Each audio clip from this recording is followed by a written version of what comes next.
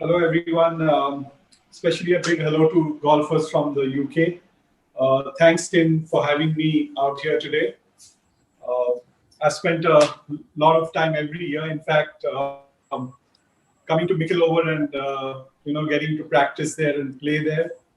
And I'm really thankful to everyone at Mickleover. So this session is for golfers in India and UK, especially for the golfers in UK. Feel free to type your questions in the chat box, and I will try and answer as many as I can. Uh, Thanks, Tim. Tim, you there? Yes, I'm here, Indy. Yeah, I can hear you. Right.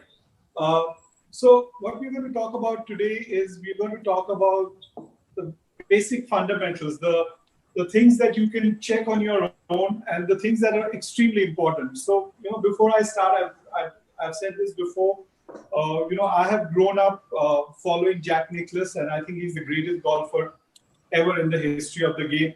And he used to go back to his coach once a year in the winters, and all he would do is look at his grip, stance, posture, alignment, and very basic stuff. So, if the greatest golfer in the world goes to his coach and just goes and checks his fundamentals, his basics, you can imagine how important it is. So everything comes later. I'll try and answer questions across the game, both long game and short game. But I want to start with something that's extremely important and something that you can do at home. And this is something that you can do right now, sitting at home, especially during the lockdown. We don't know how long this is going to carry on, maybe a week, maybe 2 weeks. Things are getting bad, but you could at least make sure that your setup, your posture, your fundamentals are correct. So when you go out to play, you'll be actually surprised that you've not lost out much. So the most important factor, please feel free to type in your questions as I get along, because this will be more of a question and answer session than actually a golf session where I will be just talking myself, but I'll try and answer questions, as many as I can. Right, so the most important factor, which even Tim spoke about yesterday, is the grip, because the grip is the only connect with the golf club. So the only body part which is in connection with the club is your grip. So if your grip is not correct, the chance of making a good swing is virtually impossible. So if you find a golfer who plays well with an incorrect grip or a weird grip, you'll have to be rest assured that that golfer has got a golf swing which compensates for the grip. So that's how important the grip is. If you don't have a good grip, you can't have a good golf swing. You have to have a golf swing which compensates. So what's a good grip? The first thing with the grip is the club face. The grip is always in relation to the club face. So I got to first align the club head. If you can have the camera on the club head. First, I have to have the club head aiming at the target or where I want the ball to start. And then I get to the grip, right? So if I'm a right-handed golfer, so I'm bringing my left hand onto the club, hanging naturally. So I don't open up my hands. This is a wrong way of taking a grip. So you let your hands hang naturally, bring it on, and grab the club. And more or less, you need to be able to see two knuckles of your left hand looking straight down. Your thumb is lying on top of the club. It could be slightly to the right, which is acceptable. Then again, hanging my right hand naturally as though I'm blessing my target. So my palms are facing the target. I connect my right hand onto my left hand. Now, all of you know, most of your golfers, you know that there are three kinds of grips. One is an interlock, one is a 10-finger, and one is an overlap, right? So the difference between the three is the 10-finger generally we don't teach, because the 10-finger, the hands don't really work as a unit, but children could use that. Sometimes we have someone who's a very weak person who can barely swing a club. We don't mind them using a 10-finger grip. Otherwise, interlock is probably the most preferred grip, especially golfers with medium-sized hands or small hands. Some of the greatest players in the world use the interlock. Tiger Woods uses interlock. Nicklaus uses interlock. I personally feel the longer hitters prefer the interlock grip. And then you have the overlap grip. The overlap grip, of course, is a grip which generally people with very big hands or long fingers use, because the interlock, somehow the fingers don't sit locking themselves. So that's the grip. Now, it's very important to also know that just having a correct grip is not enough. You have to have the correct grip pressure. So on a scale of 1 to 10, if you want to look at a scale of 1 to 10, I would personally prefer a grip pressure of 4 to 5, unless I'm playing out of thick rough or from a plug line in the bunker or some special shot. But generally, I want the grip pressure to be 4 to 5. If it's a small child and he's not sure, okay, what is a scale of 1 to 10? So 1 to 10, 10 being the tightest, 1 being the lightest. So I would like to be somewhere in between or on the lighter side. If you want to understand simpler, you could just imagine you're holding a toothpaste tube with the cap open, and you're swinging that toothpaste tube without the toothpaste coming out or the toothpaste tube falling out of your hands. So that's a good grip pressure. The lighter you hold the club, the longer you hit it, right? So when you see golfers on the tee, trying to hit a shot very far, and he's waggling the club. So why do we waggle? We waggle so that we want to make sure that we are nice and loose and the grip pressure is right. So that's the main reason why we waggle. So that's pretty much the grip. If anyone has any questions on the grip, I'll take that before I go into the stance and the ball position and the posture. Is there any questions? No questions as of now regarding grip, sir. Okay. So after the grip is basically, so we are talking about everything that is pre-swing, right? So before we make the swing. So aiming is a very important point. Because if you don't aim correctly, then you won't make a good golf swing. So if I was aiming left of the target and I know where my target is, I'm going to make a golf swing which will create a shot which will go right and towards the target. If I'm aiming right, I will make a golf swing which will make the ball go towards the target. So subconsciously, my golf swing will always try to hit the ball towards the target. Hence, if I'm not aligned correctly, if I'm not aimed correctly, the chances of hitting a ball to the target is extremely low. So how do we go about it? The toughest thing in golf is probably aiming, right? So for example, if I had a gun and I could put my eye over the barrel, it would be very easy for me to aim. But if I had the barrel, if I was trying to fire a gun this way, it would be very, very tough. And why would it be tough? Because I don't have my eyes over the barrel, right? So that's exactly the situation in golf, because the ball is not under your eyes unless you're putting. So the ball is away from you. So when the ball is away from you, it's virtually impossible to be 100% sure where you're aiming. So, legendary golfers like Nick Faldo, he had Fanny standing behind him and aligning him. So you have to have, it's the toughest part of the game is to aim and align correctly. So if you see all the top players in the world, they all do one thing similarly. And that is they first aim the club head. So if you can put the camera down. So they first aim the club head and then they stand over the ball. There is no golfer in the world who would stand first and then put the club head down, especially the top players. They always start with the club head. So they use the club head as a point, as a reference point, and then they align the body accordingly. So please remember that whenever you're aiming, you first aim the club head and then you align the body. Where does the body go? The body goes left of the target and parallel to the target. So if this was the line of my target, where my ball is, my body would be parallel, like a railway track running. So my body alignment will never meet the target. It will always be running parallel to the target. And that's obviously for a straight shot. If I'm playing a fade or a drop, that's going to be different.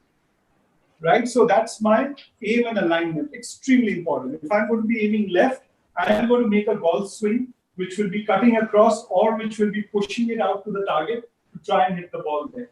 It's like me wanting to throw a ball. if I stood this way and I knew that I had to throw the ball at somebody there, I would adjust and throw the ball at that person. If I stood this way and I still had to throw it at the same place, I would make an adjustment and throw it. So that's how important aim and alignment is. So the grip, aim, and alignment is extremely important if you want to have a good ball swing. If you don't aim correctly, if your grip is not correct, then the chances of hitting a golf ball with a good golf swing to the target is virtually impossible. The next point is the setup, right? So we talk about the setup, and then we're going to go into the ball position. Before that, is there any questions? Yes, about sir. the previous? Yes, sir. There are a few questions. Okay, Can go we ahead. have a putting grip for chipping? Yes, we can. Okay, so we'll go through that. So why do we use the putting grip, right? So the reason why we use a putting grip, which generally is the reverse overlap, which is this, is because we want to reduce the wrist action. And we want the stroke to be more in the palms instead of the wrists. So if I'm hitting a chip shot, which is more of like a roll chip shot or a short chip shot, I could use the putting grip, but I wouldn't recommend it on flop shots or bunker shots, but definitely on shots which are like a 7-iron roll chip or a 9-iron roll chip, I could use the putting grip. So you could use the putting grip on a chip shot as long as it's more of a bump and run or a roll chip. So there's one more question. Where should the grip be held on the club?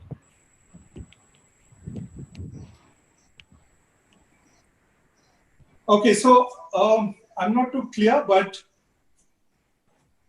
basically the grip is more in the fingers. So I wouldn't want to have the grip across my palms here. I would like to have it more in the fingers. Now, there are different schools of thought. Some want it a little more on the palms on the left hand, but ideally, I prefer to have it somewhere on the fingers, and the right hand is completely on the fingers. So that's one part. Second is, if you want to know where on the club your grip should be, you definitely should not be holding the club where the butt end of the club is inside your palms, because this doesn't stabilize the club. So I would rather have the butt end of the club a little further down so that it covers my palms, and this would be an ideal grip. I could choke down on the club if I want to for different reasons, but this could be the other factor. But I would never want to have the club this way, where a part of the palm is exposed and the grip end is further up in the fingers. We have another question, sir. Should we have the same swing for all clubs? Yeah, so okay, I'll take this question, then I'm going to go into the posture and setup. Why do you have 14 clubs in your bag? Let's take the putter out. You have 13 clubs in your bag. So the only logical reason is that you want to make one golf swing and hit 13 different shots, and then you make a little adjustment, and those 13 become 39 different shots. So the reason why you have 14 clubs in your bag is because you want to hit golf shots with the same golf swing with different results. So anyway, golf is so tough. Don't make it tougher by trying to change your golf swing for different clubs. Oh, I have a different swing for a driver, and I have a different swing for my fairway woods. I have a different swing for my long irons. I have a different swing for my short irons. I have a different swing for my wedges. It'll drive you mad, and it makes the golf game so much tougher. You always want to go with one golf swing, and then you make your adjustments with the ball position depending on the club. And if you have to hit at different distances, you could choke down, you could take a shorter backswing, but the golf swing does not change. The grip does not change, the golf swing does not change. Okay, so I'm just going to go to the setup. So, most club golfers, Tim, you can come in anytime you want. So, Yeah, I'm listening. Yeah. Okay. So, if you see most club golfers, they all tend to bend too much when they stand over the ball. And if you ask them why they're bending, they don't know why they're bending. They are bending because they've been told to bend, right? So you have golfers who are standing over the ball this way. Now, I mean, other than looking terrible, it puts you in a position which is completely unnatural. When you watch a good golfer hit a golf ball, he doesn't look unnatural, right? So you can try this in front of the mirror. If you don't have a club, you can just pick up a ruler, a scale, or a little stick and do that. So ideally, I would like to hit a golf ball without bending. But the problem is that if I don't bend, I cannot reach the ground. Whatever club it may be, even if it's with the driver, if I don't bend, I can't really reach the ground. So in order to reach the ground, we bend. Now, if I bend only from the waist, what would happen is my weight would get too much on the toes. If I bend only from the knees, my weight would get too much on the heels. So that's the reason to reach the ground, we bend a little from the knees and a little from the waist till we get to the ground. So if I'm just holding the club out, I just loosen the knees and I start bending from the waist till the club drops on the ground. And that's all I need to bend. I don't need to bend more with my knees, more with my waist. I just need to loosen the knees and bend from the waist till the club reaches the ground. And this is a completely well-balanced stance. And the weight is in between my feet. So it's between my toes and my heels. It's right in between my feet. And that's what makes me, puts me in a balanced and athletic position from where I can transfer my weight. I can hit the golf ball solidly without losing my balance. So how far do we go? This is a question that I get asked every single time I do a golf clinic or I do a lesson, is how far should I stand from the ball? The club is going to find how far you stand from the ball. So for example, I've got the lob wedge and I've got the driver in my hand. So if I'm going to be dropping the club the same way, the driver drops there and the lob wedge drops here. So if you can go there. Yeah. But the distance from the ball remains constant. So my hands are the same distance from the ball, whether it's a driver or a wedge. My arms are basically hanging just under my shoulders. The ball position is obviously different because the ball position with the driver will be a little further up. We'll talk about that. And with the wedge is more towards the middle. But my hands will not be further away from the club or from the body just because it's a driver and closer to my body because it's a wedge. So the length of the club finds the distance from the ball. Secondly, Tim had mentioned yesterday about club fitting. So one of the most important factors in club fitting is the lie angle of the club. So the lob wedge is the most upright club, other than the putter, of course. The lob wedge is the most upright club. The 5-iron is somewhere between the driver and the lob wedge, and the flattest club is the driver in the back. So the reason why the clubs are built this way, so that if the driver is further away from the ball, from the body, and the wedge is closer to the body, so the wedge is more upright and the driver is the flattest. So automatically, all the clubs are lying flat on the ground. So you don't really, the club doesn't come off, the toe doesn't come off, or the heel doesn't come off unless the clubs are not fitted correctly for you.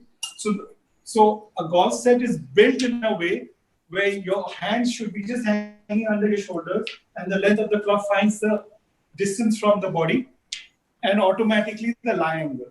So that's the simplest way of standing over the ball. Now, please, if you're a golfer, and obviously I think everybody watching is pretty much grounded at home, the best practice for you is to do mirror practice. Just get in front of a mirror. Make sure you don't break the mirror. Don't swing into the mirror, but stand in front of a mirror. If you've got an iPad, Google and get out your favorite golfer setup, right? So you've got two views. One is from the front and one is from behind. So face on and one from behind. Take out their pictures, put it in front of you, in front of the mirror, and then try and copy them and try and stand like them. So if you can stand like a professional golfer with your setup, if your grip is correct, if everything that you do before you swing the golf club is correct, the chances of hitting a golf ball better is almost 80% or maybe 90%. So please do this practice at home. You don't have your clubs at home, no problem. take a stake, take a broomstick, take anything, and work on your setup, work on your grip, work on your posture, work on your aim and alignment. So see if you're standing and your shoulders are not too far open. So you could be standing in front of the mirror and your shoulders could be pointing left or right. Your hips could be pointing right. Your hips could be pointing left. So you can check where you're standing. You can even check your alignment and your aim. So go ahead and do that. I'll take some questions and then. Indy, can I just ask a question, Indy? Just to elaborate. This is Tim here in the UK, obviously. So you're taller than average, Indy, and just tell us, would you have had your own personal clubs, particularly your irons, a little longer in length to suit your height? Oh, that's a good question. So, Tim, I personally actually play quarter-inch shorter clubs. Quarter-inch shorter? Yeah, and the reason being, I always like choking down a little bit on my irons to get a little more control. So my clubs are quarter-inch shorter. But I think it's a myth just to go with longer clubs if you're taller, because what really matters to me is the distance of your fingertip to the floor. So if you're really tall, but you've got really long arms, you may not need longer clubs.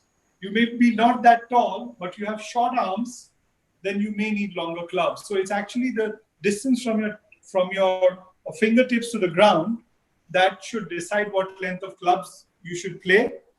Secondly, also, there are good players, people who for whom control is not a problem, but distance is a problem. They may prefer little longer clubs. As long as the lie angle is correct for them for that length, it's fine. Or you may be a very long hitter and you have problem controlling your irons. You may actually want to go with a little shorter irons in length so that you can hit it a little straighter, because shorter the club, shorter the arc, and the chances of hitting the ball straighter is a little more. That's a really good point, because most people just assume the fact that somebody's very tall or very short, they need longer or shorter clubs. So absolutely, it's a combination of a proper fitted with your fingertips to floor and making sure you get the right ones to suit you. Yeah, that's why it's so important to go to a good club fitter. Now that we're talking about club fitting, so for me, a good club fitter is not a guy who's got a TrackMan or a flight scope and he's reading the numbers and telling you that this is the club for you. He's a person who actually looks at the way you hit the ball, how the ball's flying, and then, and how you want it to fly. So there is a little bit of a teaching element. There's a little bit of feel element into club fitting. So it's not only about just having the TrackMan or the flight scope numbers on you and just having those numbers and just following those numbers and say, okay, this is what you need. Because like for me, again, this is something that people find really surprising, is I play, again, 2 degrees flatter clubs, when if you fit me, I need actually 2 degrees upright. So I'm playing 4 degrees flatter than what I need, because I like to fade the ball and I don't want to see the ball going left. So I actually play flatter clubs, which helps me fade the ball. So club fitting is just not about having clubs which the computer tells you is right for you, but it's also having clubs which actually fly the way you want the ball to fly. So that's extremely important in club fitting. Excellent. Any other questions, Tim? Otherwise, Sia? Yes, sir. We have few more questions. Could you please elaborate on reasons why we flex our knees? Okay, so I think I already talked about it. If I didn't flex my knees a little bit, then I would only bend from the waist, and then my weight would get on the toes. So the knees, basically, it's like throwing a ball. It's like hitting a tennis shot. Wherever you make an action or you throw something, the knees are a little flexed. Of course, I don't want to get into too technical thing, but in the modern times now, we talk about ground force. So, actually using the ground to come up a little bit through impact also gives you a little more power, but that's a little too complicated. But flexing of the knees a little bit is necessary for you to reach the ball and also to be balanced over the ball. Moving on to the next question, sir. Before you ask, Tim, is there any questions or should Sia continue? No, you continue. That's absolutely fine. No problem.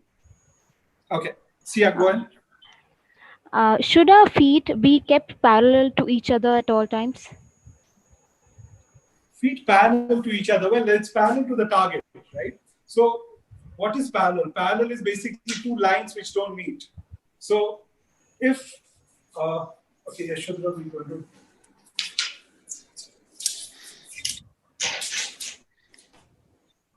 So, if you can just get up,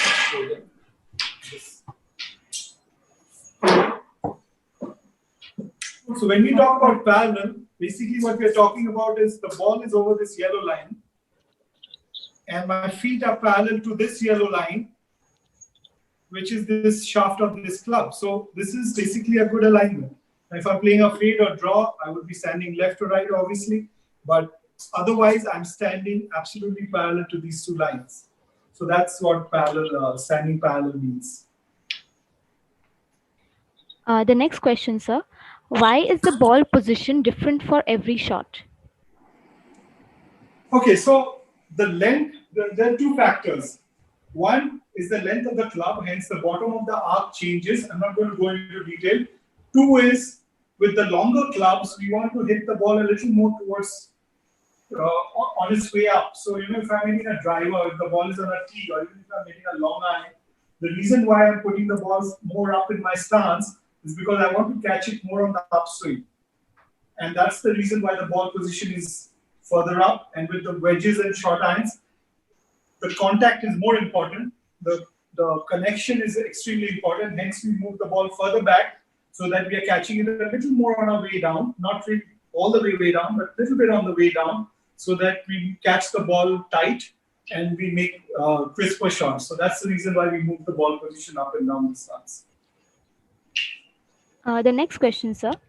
When I hold the club in my left hand properly, it is causing a wrist hinge at address. Should I reduce the angle between hand and shaft? Okay, so again, it's natural, right? So, I believe that you must be as natural as possible over the golf ball for you to be able to repeat and be consistent. So, if my left hand is hanging if I put the club there, this hinge is a natural hinge. So, I'm not going to do anything which will reduce the hinge or increase the hinge. So when you do this, you actually already created a hinge, because when you put the club here, so this hinge is already created. So the hinge is created just by letting your hands hang naturally under the shoulders. The next question, sir. The difference between my palm and knee is 2 inches. Which club is suitable, like medium or a long type? It totally depends. It totally also depends on how much you bend over the ball, how tall you are, how long your clubs are. So you don't measure here.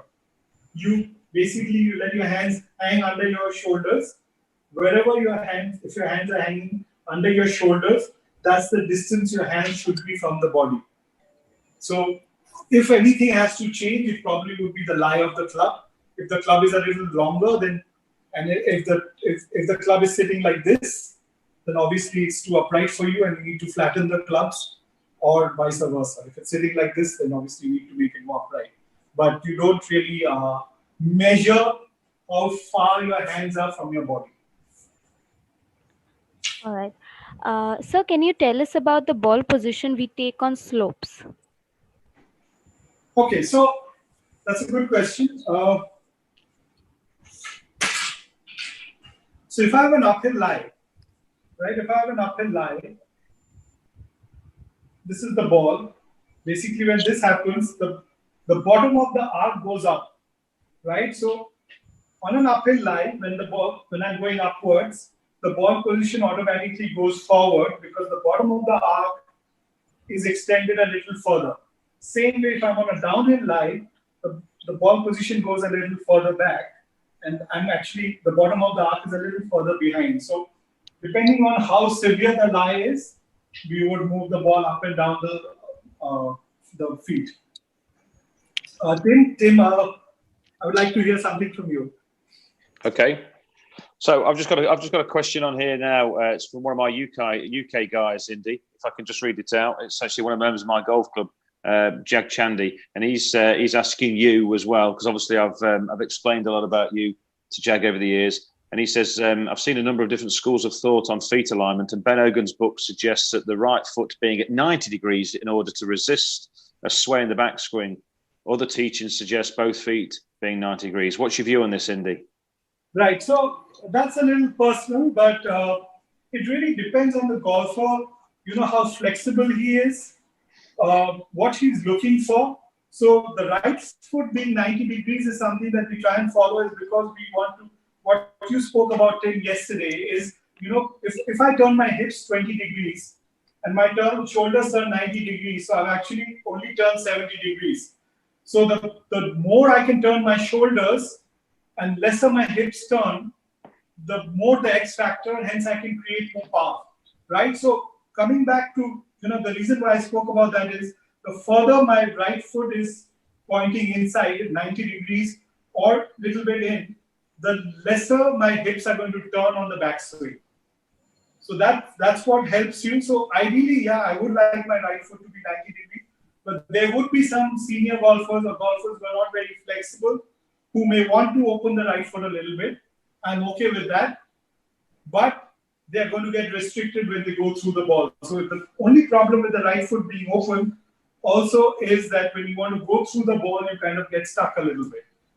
Yeah. The reason why I want my left foot a little open, though, is because I want to be able to clear a little better. So I personally like my right foot to be straighter, about 90 degrees, and my left foot open maybe 10, 12 degrees, so that it kind of helps me go through the ball a little better. Yeah, I mean, I'd agree there, Indy. I mean, when I teach, I try and get people's feet ever so slightly turned out both ways, because a lot of the people I teach are more senior and struggle with flexibility. Right. Right. And from a personal point of view, I like to try and restrict my hip turn on my backswing, so I keep that quite straight, and then I'll have my left foot slightly splayed out to allow the knees and the hips to get through the ball at impact. Right. Yeah. So, like I said, if it's a senior golfer, it'll be very difficult for him to have his both feet 90 degrees and swing the club. So it's okay to have the feet a little open. It really depends on person to person, but yes, if it's a really powerful, strong golfer, then the right foot is straight and the left foot is a little open. Otherwise, it can be a little open. I mean, both the feet. It's not that important for someone, say, who's hitting it only about 120, 130 yards. Okay. Next, is there anything else, Tim, you want to ask? Well, I'm just having a quick look there now. There's a couple of things just whilst I'm looking through the questions that we just asked, so it's almost like a little bit of a break. Just tell the guys, and particularly for anybody watching back in the UK, who's the greatest player you've ever played with, Indy? The greatest player I've played with. Yeah. I've played a few holes with Bernard Langer in the Hong Kong Open practice round, but I think the greatest moment for me is when I played the Honda Classic in Thailand, which Tiger was playing, and I was the group behind Tiger. So I played 2 rounds, the first 2 rounds, absolutely behind Tiger Woods. I was the next group behind him. I was heading into him. And because Tiger's mother's Thai, and it was the first time Tiger was playing in Thailand, in Asia, we had 10,000 people on every hole. And, it was scary for me, because I've played in front of 400-500 people, but I'd never played in front of 10,000 people, and it was really scary. So playing behind Tiger was an experience. Otherwise, I played. I think I played a few holes with John Daly, a practice round. I played one of the Open final qualifiers with Richard Green, and that year he was leading the Open, I think, for a few holes of the first round sometime. I played with a few, I don't remember the name, but I played on the Asian Tour for 12 years. So I played with pretty much all the guys, European guys who played on the Asian Tour at some point or the other. But yeah, the Tiger experience was actually scary. The first day especially, you're hitting it through a tunnel, and you feel if you hit it low, you may hit the crowd. So it's a bit scary. Sounds severe. And just whilst I'm getting a question from another UK guy, but just before I get there, so just tell me as well, just briefly, what you think the strongest part of your game is, or your game was when you was playing at your best. Well, I would say was. Don't play that much anymore, but I was a very good driver of the ball, and that's what I miss now, because I could fly at about 290 to 300, and I'm talking about the 90s. So length, I switched relatively straight and pretty far. And whenever I played, I was a streaky putter. So when my putting was on, I would putt really well. So I think driving and putting was my strongest point of my game. Yeah, I think when I got that together, it always. My memory of you was that you hit the ball absolutely miles, and you always used to use the broom handle putter. That was my abiding memory of playing with you over the years. Yeah, I used the broom handle for some time. I won 5 professional tournaments in my life. Out of that, 3 were with the broom handle, 2 were with the shorter putter. But yes, all my tournament wins, like the final round, I drove a par 4 and things like that. So it was more like, the length, the advantage of the length, which helped me. In fact, I was playing one of the US Open qualifiers, and I had a Honma driver, and I drove the last hole a par 4. I think it was 340, and the USGA guys actually took my driver to see if it was confirming. So that was a little funny. Excellent. And I've got a question. I've got a question from one of my members back in Derby in the Nikolova Golf Club in the Pardeep Chandy. Pardeep asked a question about weight transfer, and he tends to lean back on impact with his longer clubs. Could be because of his overswing. And I'm going to send you a picture afterwards of a couple of Pardeep's swings, which are unbelievable. So, he was asking for a drill, really. Weight transfer, all my life, that's my experience. And, some teachers may think differently. But to me, all my life, weight transfer was get on the right foot and get on the left foot. So, I did a lot of drills on downhill, hitting balls of a downhill lie. Your Mikulova Golf Club has a lot of downhill, a lot of hilly lies. I think all are hilly lies. You don't get any flat shots there. But so hitting balls of a downhill line could give you the feeling of going forward. But what I realize now is if I rotate correctly, so if I'm standing, Yashudhara, can you just go up and down? Okay, I'll go further. So if I'm standing with my weight equally distributed, if I just rotate and turn my belt buckle at my target, automatically the weight gets transferred. So most of the weight transfer, most of the golfers who hang back probably don't rotate correctly through the ball. And if you rotate correctly through the ball, the chances of you hitting a shot which is crisper and you won't hit it behind is better. Now, if I'm hitting a driver and I'm hanging back a little bit, I don't think there's much of a problem. But if my ball is on the ground and I'm hanging back, my body center gets behind, and the chances of hitting it a little behind the ball or blocking it or hitting a big hook gets increased. But otherwise, it's okay to hang back a little bit with the driver, but definitely you want to be rotating through the ball because you probably create a little more power. Thanks, Indy. Thanks. Sia, any questions? Yes, sir. A lot of questions pile up. So I'll ask them one by one. When we hold the grip slightly lower than our usual spot, why does it go shorter? So it's the length and the width of the arc. So basically the length of the arc, there's something called the length of the arc. So when my hands are going out,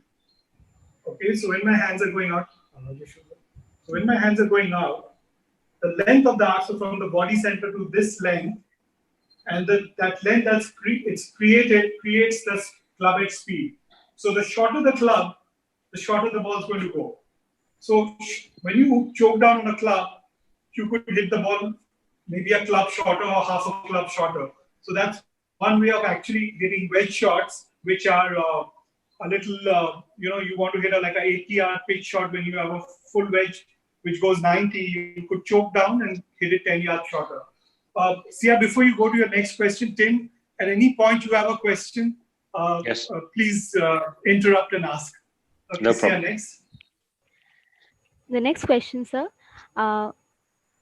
Should our shoulders be in a slanting manner? Yeah, so why is the left shoulder higher than the right? Right? So the reason the left shoulder is higher is because we don't hold a club this way. We don't hold a club this way, right? The right hand is lower than the left. So if you can focus on the grip. So my right hand is lower than my left hand. So when my right hand goes up to the shoulders, so if my hands were equal, they would be here. But when my right hand goes lower than my left hand, automatically the right shoulder goes lower than the left shoulder. And we create a little bit of an angle, which is a natural angle because the right hand is lower. So if my right hand is 2 inches below my left hand, it's obviously going to be 2 inches, my right shoulder is going to be 2 inches lower. So it's automatically, it creates a little bit of a kind of a launching pad kind of an angle. And just on that point, Indy, if I can just nip in there, it's become quite common the last few years when with putting, with some of the thicker grips that are out with putting, where you can actually get both hands together. Right. So you've not got one below left, which actually gets your shoulders on obviously much more of a level to allow you to make what is deemed to be for some a smoother stroke. Are you familiar with all that? Yeah. So that's a question. That's a little tough one, but. What happens is, if just the same way, if I put my left hand under my right, the left shoulders would tend to get a little lower. So I personally like my right hand to be a little more bent, going a little down. So I would actually have to create that angle. But I definitely not want my left shoulder lower than my right or even level. I would actually want my left shoulder a little higher than my right when I'm putting, because I want to hit a putt always a little bit on the upswing and never on the way down. So I would never want to hit a putt where I'm hitting down. So I would probably, if my left hand is lower, I would probably have to try to create the tilt a little bit more by bending my right hand a little bit or just going down with my right shoulder. But yeah, I think we would have to do that. Thank you. Yeah, Sia, next. What would be the right hinge position for the wrist on your backswing and when the hinge happens? Okay, so this is a variable, right? It's an excellent question. So if you looked, I think there are two distinct schools of thought. One is the one which Faldo was, where he believed in an early wrist. Let's focus again. So he believed in an early hinge, where when the forearm was parallel to the ground, the club was at 90 degrees to the forearm. So it was an early hinge. So what Ledbetter taught was you have an early hinge, and once your hinge is set here, you just rotate and go up. Now, I've tried that, but I found that I lost a little bit of distance because I wasn't extending the club. I'm from the other school of thought, but that's totally personal, is I try not to break my wrist for as long as possible. So my wrist is this way. My wrists actually break. The hinge actually happens somewhere past parallel when it's here, and that's where the hinge happens. If you see a guy like Tiger, I think he has very little hinge. He tries to hold on to the club as long as he can. I grew up watching Nicholas, watching his videos and reading his books, and he didn't like an early hinge, and that's why I'm partial towards that. But something in between is also okay. So it's not something like a rule. I think what you prefer and what works for you, but definitely I think if you hinge a little later, you probably hit the ball a little further. But that's totally a personal thought and a preference. All right, the next question, sir. How Before that, I want to ask Tim. So, Tim, what do you teach? I'd really try to. Probably it's not so much of a method there, Indy. I try to kind of work with the person, but what I tend to kind of, if I was teaching a beginner, I would be working on more of the Faldo theory that you mentioned at the beginning, where I'd be trying to create that nice angle between the club shaft and the left arm when we get to the waist high position. And because I usually find that most club golfers are gripping the club rather tight, so you're trying to obviously make sure that if you can get that movement early on, it's helping with their grip pressure because it's helping them loosen up. Whereas some of the more elite players and some of the better players, a bit like what you were doing, I can remember your swing vividly, is it was definitely less hinge action on the way back, and it was a little bit later at the top, which again would get a lot of club golfers into trouble, in my opinion. They would start to swing very wooden and robotic, and they'd lose a lot of the natural flow. So I'm with the earlier one, really, the Faldo one. So, Tim, I have one question, which we can actually discuss. Is I personally find club golfers, or most golfers, actually tend to swing the club too far inside on the backswing. I'm sure you find the same when you're doing regular lessons. And for some reason, I also feel that golfers are aiming a little right. Is that what you also find back there?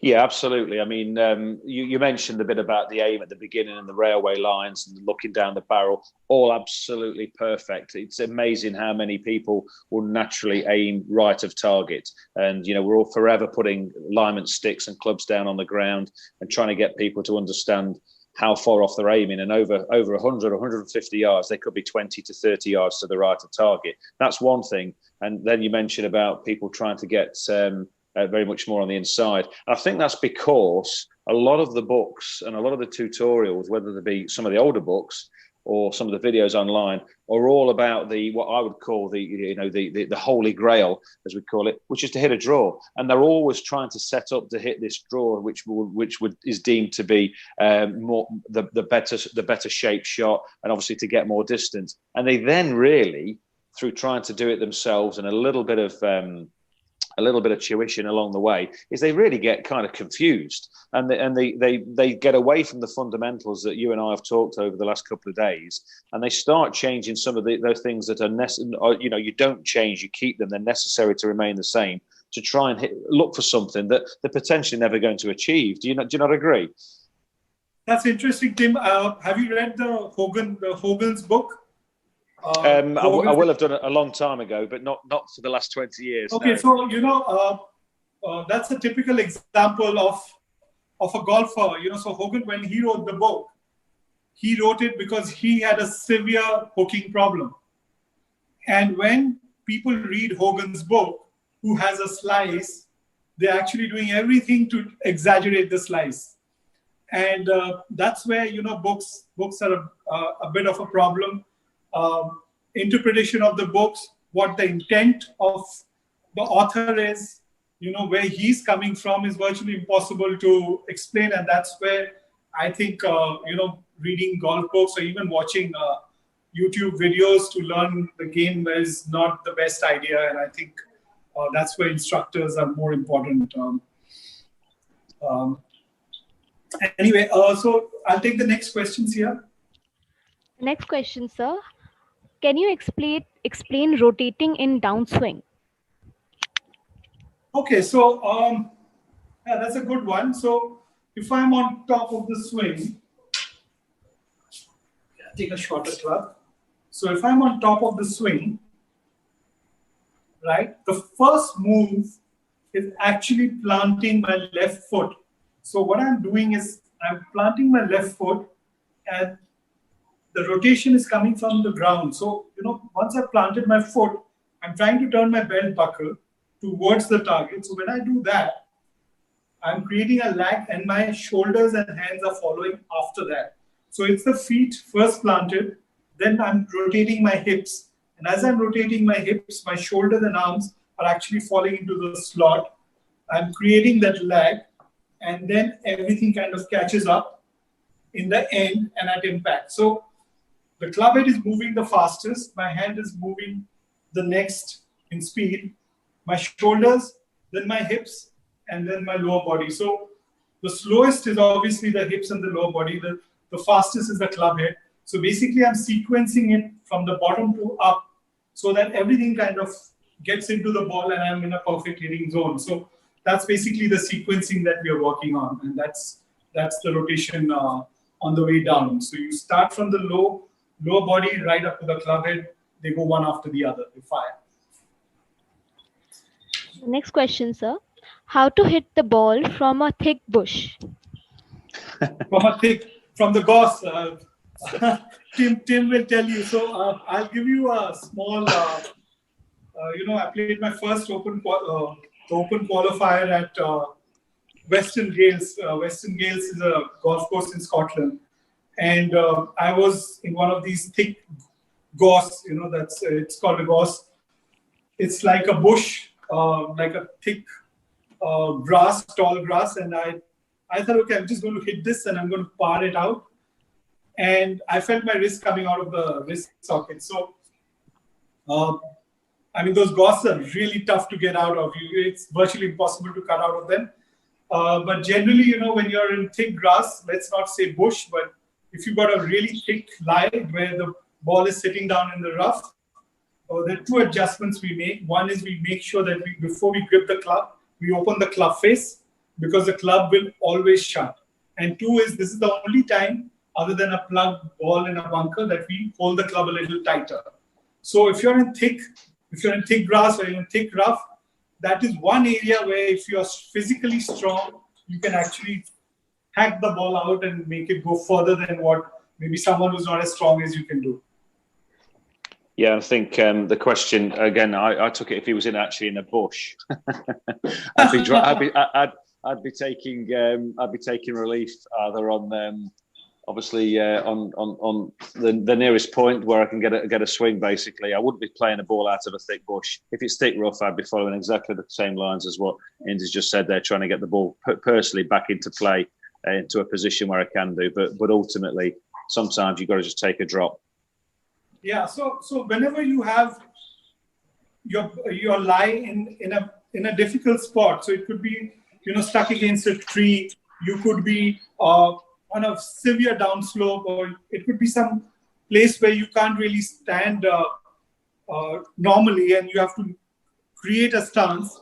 So on those situations, what's very important is to make good contact. So you make a swing so that you don't hit an air shot. It's basically you try and keep your body as still as possible and try to make good contact. So you may have to make a shorter swing, but the key is good contact. So when you're hitting out of trouble, one of the most important factors is to make good contact. So that's your premium. All right, the next question, sir. Why does the ball draw when the ball is above us, and why does it fade when the ball is below us? Okay, so that's a good question. One of the reasons why it draws is also because when we are at an angle, we are able to the body doesn't go, and the hands, because you cannot rotate through, it's the hands which go through. And when the hands get too active, you create a draw. Also, when you increase the loft this way, the club actually points a little left. So that creates a draw. On a down slope, when the ball is, when your right side is higher, you're coming steeper into the ball. Hence, when you're coming steeper, the chances of the club coming a little more open increases, and that's why the ball goes a little further right. So on an uphill, you basically using your hands because the body is not going through. The hands are basically just taking over, and you kind of flick it, and that's one of the reasons why you tend to hook it from an upslope. Tim, do you want to add to this? Yeah, I think you make good points there. And ultimately, when you're on any kind of slope, it's maintaining balance can be quite difficult. And I tend to find that you become a little more static, probably for want of a better phrase, and it's very easy for your arms and, of course, your hands, certainly on that when the ball's above your feet, to take over. When the ball's below your feet, you're automatically creating a steeper angle into the ball. And again, this with the change in the actual lie of the club, on the ground will make a difference to the club face as it comes at an impact, which will cause spin left to right or indeed right to left, depending which one you're looking at. Ultimately, in any sloping position, straight away, you'll find that, it's much more important to try and maintain some balance, because gravity will want to pull you in a one particular way. And, again, that's down to practicing and kind of dropping into those situations where you can do that and you can feel the difference, and then you can see the difference when you're doing that practice on actually what happens to the golf ball, so that you know and how it reacts with your golf swing. So, Tim, I have this question for you. Are there any flat spots in Mikulova? Because other than the tees, it's so you must have got used to playing these lies, right? Ball above feet, ball above feet. Absolutely. So Mikulova, for all those people that there's a few people on the call that are from the UK and will obviously have played it or members there, but Mikulova is what I would call an undulating golf course. It's not particularly hilly. It's just that there's a lot of rolling fairways where you can get the ball on a slight downhill lie. As a benefit, it's not the longest course. So, for example, you're not hitting 4 irons into some long par fours off a slightly downhill lie, which would cause people a lot of trouble. But ultimately, you're absolutely right. The tees and mainly the greens are the flattest parts. The rest of it is just rolling. I know you got a lot of blind shots. You get a lot of blind shots in the UK. Even the links courses, you can't really see where you're hitting. So obviously picking the target is the key. Picking a spot where you want to hit the ball. But do you want to talk a little bit about hitting these blind shots? Because, I know in India or in Asia, you don't get that many blind shots. But I know in the UK, the golf courses I've played in England as well as in Scotland, you tend to hit a lot of golf shots where you can't see your target. Yeah. The problem with blind shots is that straight away, because you literally can't see your landing point, or your vision is obstructed, the confidence will go straight away, because you're hitting the ball ultimately into the unknown. You're not, because there is a landing point down there, but a bit of course management on making sure that you're actually not just smashing the ball over a sand dune into the oblivion. You've got to kind of pick a club that is going to get you onto a surface that's going to allow you to play the next shot, whether that be an approach or a fairway, if it's a par 5, or indeed if it's a blind shot into a green. There aren't so many blind shots into a green, to be honest, but certainly at our club and a lot of the clubs off the tee, you'll definitely get them, and there'll be a marker post. Literally just the way the courses are designed, that the first 50, 80 to 100 yards, maybe a little bit more, you won't be able to see the fairway because the way that the ground is kind of shaped, and particularly on some of the links courses is sand dunes. You are just literally hitting driver over a black and white stick, or something in the distance that's a notable tree or something, and you've just got to commit to it. And it's the committing to where you've set yourself up. It's just the same, but you've just got to make sure you're using the right club to get you to the right position. So, it's more psychological than obviously technical. Right. Okay. So, I just kind of chanced upon a question. A lot of people ask that what kind of websites should I go and watch golf instruction, or which YouTube channels should I go and watch golf?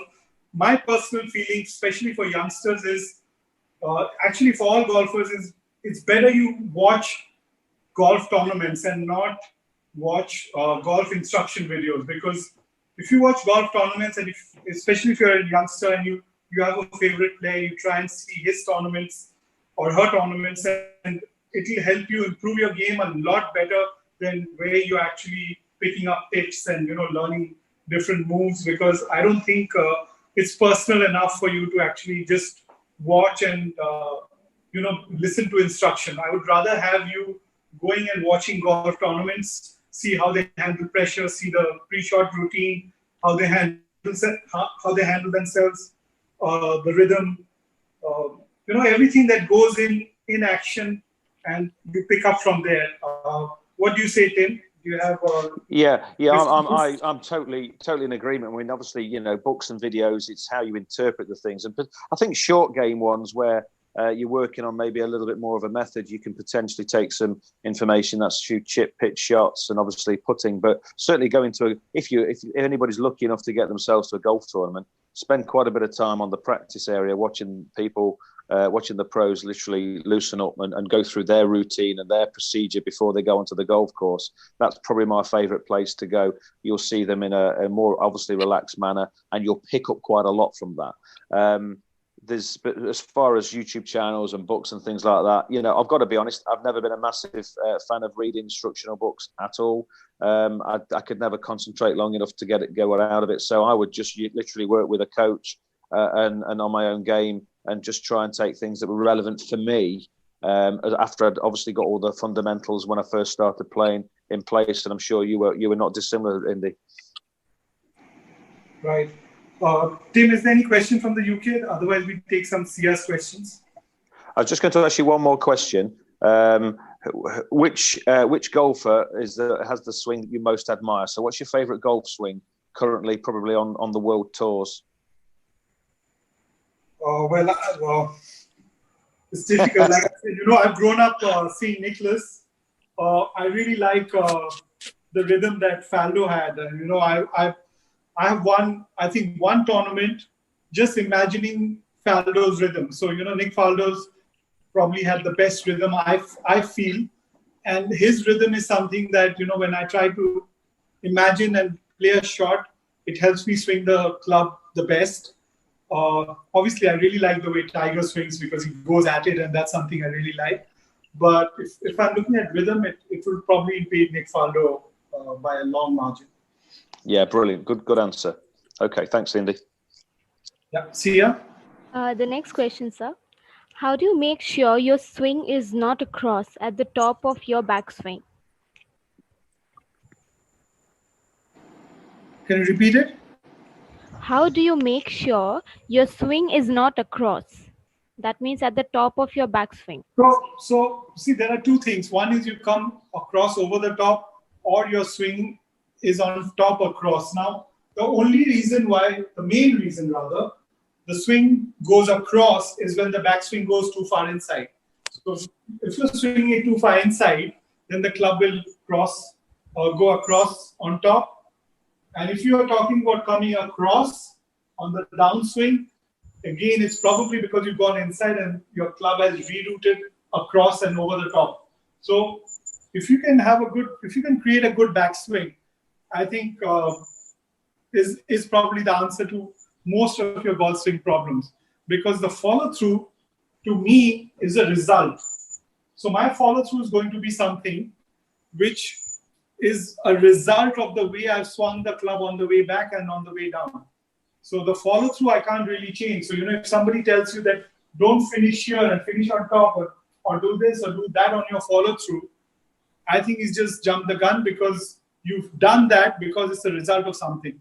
And it's always easier to correct something when you're going back, so that you put yourself in the slot. So coming down becomes a lot easier. Tim, would you want to add anything on this? Yeah, I mean, again, the line of it was the question was the line of the club at the top of the swing, was that on the backswing, was it not? I mean, again, a lot of it will come from how you grip it and the path that you're trying to take on the way back. I mean, if somebody's got a strong grip, for example, which encourages them to come on a flatter swing path that's more inside, they're more likely to probably get the club going across the line at the top. But not always. There's just so many different individual ways that people swing the golf club. Again, going back to what you've done and what I've done the last few days, get the fundamentals right, get the grip right, get your posture, get your club, get your shoulders on line, and have a nice bit of balance. Then you're set up there. You are more likely to be able to get the club into a good position at the top. But again, it's seeing swings individually. It's very, very difficult to actually give a generalization. See you next. The next question, sir. I am a lefty and I hook my shots. So do I have an alignment problem or swing problem? That's a tough one. unless I see you, it will be difficult. But obviously, first check your grip. So if your ball is curving in the air, one of the first things you need to do is check your grip, because if your grip is weak or strong, it may cause the movement. So first check your grip and then check your alignment. And if your grip and alignment is correct, or if it's not correct, then correct it and then see if the ball if the ball stops hooking, then obviously you figured it out. But if it's not, then you got to go into the in swing and see what's going wrong. So it could be that you're holding the club too tight, hence you can't release. And if you don't release also, if you can't release it, slice it. So, or you've got overactive hands, so then you go into all that. But grip and the alignment is something that you need to check straight away. And if you can sort it out with that, then it makes it a lot simpler. The next question, sir. What did you shoot when you played behind Tiger, and what did you finish? How much did Tiger play, and how much? I think the first round I was within one shot of Tiger. I think 71 and 72 or something. You probably find it on the net. But so I thought why are they paying him millions of dollars to play? Next day he shot course record, and he won the tournament. I finished way behind. So. But I saw Tiger, and this was at the Thai Country Club. I think it was the 10th hole. And that hole kind of gets into a bottleneck, and everyone lays up and then goes on. I saw Tiger hit a driver down the bottleneck in a landing spot, which was about 10, 12 yards. And the second round, he just, it was a treat to watch. I think he shot a course record. If I'm not wrong, he shot a 63. And I actually got to watch him play from behind. So that's when I realized how good he actually was. Which year? I don't remember the year. I think it will be in the 90s, early 90s, maybe 93 or 94. I don't exactly remember the year. But if you get on, if you just Google it, you'll find the Honda Classic in Thailand. Next. All right. The next question, sir. When we look at the likes of Graham and Finau, how are they able to generate so much power with such short backswings? So I don't follow the golfers nowadays, but golfers who generate power with short backswings, you'll have to realize that the shoulder turn is probably as much as a person who has a full longer backswing.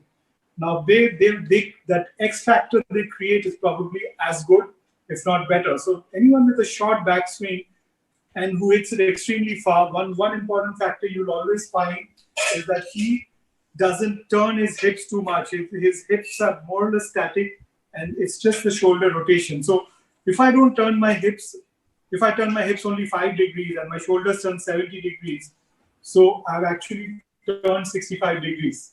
But if I turn my hips 30 degrees and my shoulders turn 90 degrees, I've only turned 60 degrees. So that X factor is extremely important, and then how quickly you can uncoil and create that hip speed. And that's probably one of the reasons why I could hit the ball far, is because I could release and I could rotate through the ball a lot faster, which helped me generate power. So that's probably one area where you can look out and see if you can improve that to hit the ball longer. And that's a really good point there. Any other questions? Look at, can you hear me? Yeah. Yep. Yeah. I was just looking. I don't follow both of those swings, but I was just thinking of Rahm. I understand that he has a slightly weaker left-hand grip, which allows him to get into a position on the backswing where his left wrist is more bowed. So to try and get the club back into a square position at the top from a weak grip, which allows him to, I assume, create this bit of a snap through impact, probably like a little bit of lag, I'm guessing. But again, not studied his swing that much, but I was reading something a couple of weeks ago about him, ironically. Right. Is there any other questions? Are we done? No, sir. No questions as of now. Okay. So just to finish off today's session, Tim, is there anything you would want me to speak, especially to your golfers? Yeah, just the courses that you've played in the UK, and of course Mikolova aside.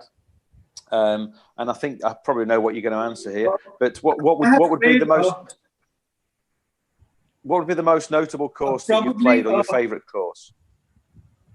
So I played 6 Open final qualifiers. So they were all good golf courses. I think a couple of them were in England and 4 of them were in Scotland. I don't remember, but I think the toughest golf course I played in the UK is the Western Gales.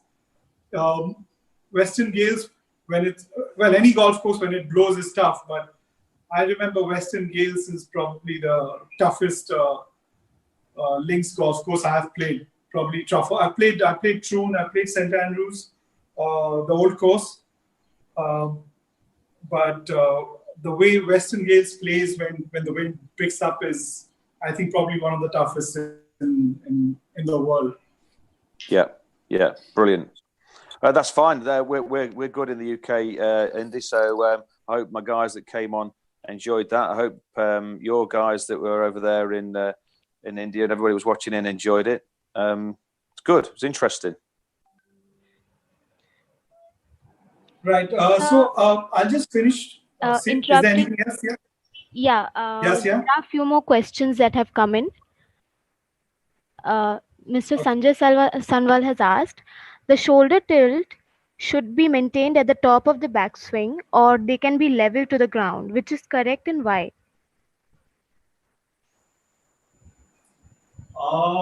I've never thought about it, but when the club is back behind, what I'm looking for is that the right shoulder is probably a little lower than the left, so you wouldn't want to be there. The right shoulder is a little lower than the left. What I'm looking for on top of the swing is basically I want my hands to be below my ears and above my right shoulder. So, more than the shoulder tilt. I know from where Sanjay is coming from, but I think for Sanjay, if you're looking at your hands being between your right ear and your right shoulder, anywhere there, you're fine. Only when you get there, when you get here, is you're in trouble, which very few golfers actually get. So it's something that's way exaggerated, so we don't need to worry about it. But yes, if I'm here and I'm turning, I'm here. So I don't want to get there. If I have if I'm going there, that's not right. So from here, I rotate and I'm here. So as long as you have your hands in the right place, I think your shoulder will find its place. So the next question, how to hit a perfect low shot? Okay, so obviously to hit a low shot, if you have a lower lofted club, it makes it easier. The harder you hit the ball, the more the ball climbs up, right? So the harder you swing at the ball's going to go up. So you could play the ball a little back in your stance. It makes sense to, if you're hitting an iron, instead of a 7-iron, go to a 6-iron, choke down a bit and hit. I think golfers in the UK, especially Scotland and people who play on windy golf courses, they hit the ball naturally low. I think Tim would be able to answer this question better. Tim, how do you? I've played with Scottish golfers who hit it low. I mean, they can't even hit it high. But obviously, that's because they're playing in Scotland a lot more. Yeah. How do you hit the ball low?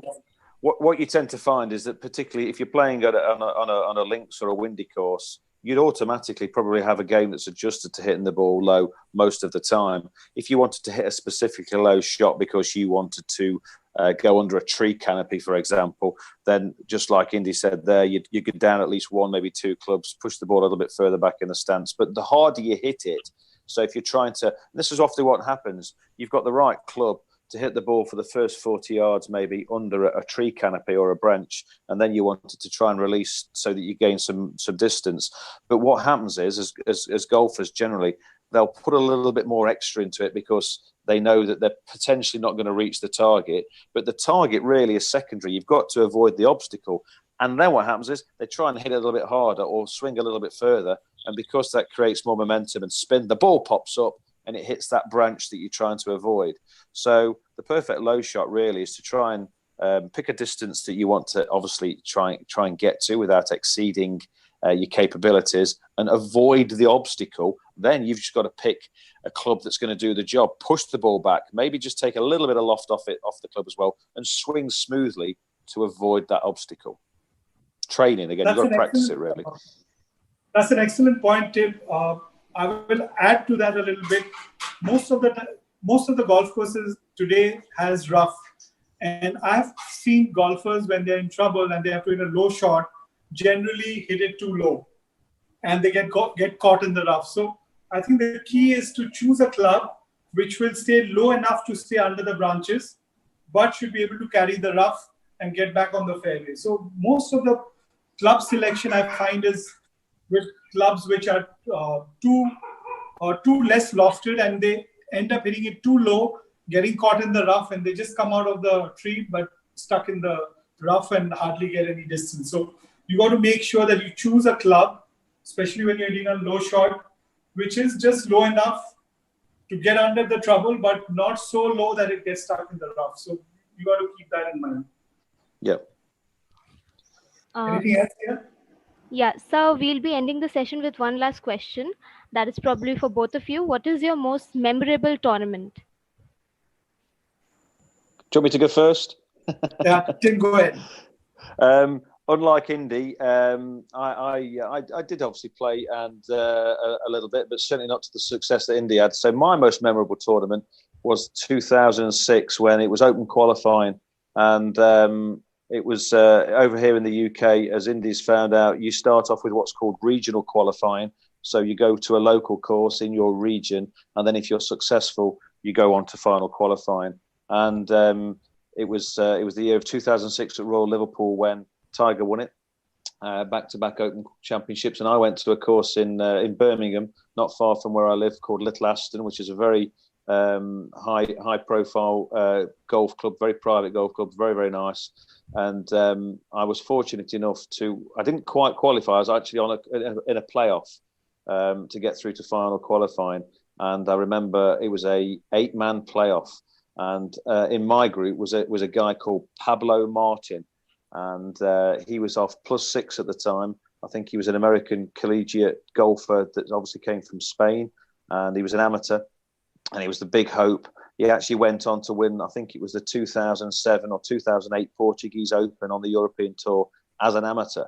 So he won a European Tour event as an amateur, which meant he didn't get any prize money, but of course he got the he got obviously all the acclaim and the prestige that goes with it. And I remember we both got eliminated on the first. I was so nervous. There was millions of people, not quite like you at the Honda Indy, and they all came out to watch this playoff. And I remember I drilled it down the first, hit a great shot to the middle of the green at about a 12-footer. And I don't know why, I knew a par would get me through to the next hole. And I kind of ran it by, missed the return, was eliminated. Pablo got eliminated. We both walked back up the first hole and he was crying. But I eventually did get a reserve place at the final qualifying, but obviously didn't get through in 2006. So that's basically my memorable moment. Well, for me, probably all the 5 tournaments that I've won, but the first tournament that I won, which was in Chennai, I think I had a 3-shot lead going into the final round, and my father flew in from Kolkata to Chennai to watch me play the final round. And I had never won a tournament till then, 3 years into my pro career. And, to be able to win in front of my father and to win my first pro tournament, I shot a 68 on the final day. And, I drove the 14th, which was a par 4, which no one had driven till that day. And, to finish that strongly, I think that's probably, holding that last putt and actually walking off the green, knowing that, you finally won a golf tournament is probably the most memorable tournament for me. With that, I think we'll be finishing, we'll be ending the session. Thank you, everyone. Thanks so much, Tim, for setting this up. Thank you. Thanks for jumping on. Golfers across the UK. I'm sure we'll be able to do a few more sessions in the future. And everyone stay safe and look after yourself. Thank you so much. Thank you. Thank you. Thank you. Thanks, Indy. Thanks, guys. Thank you. Bye.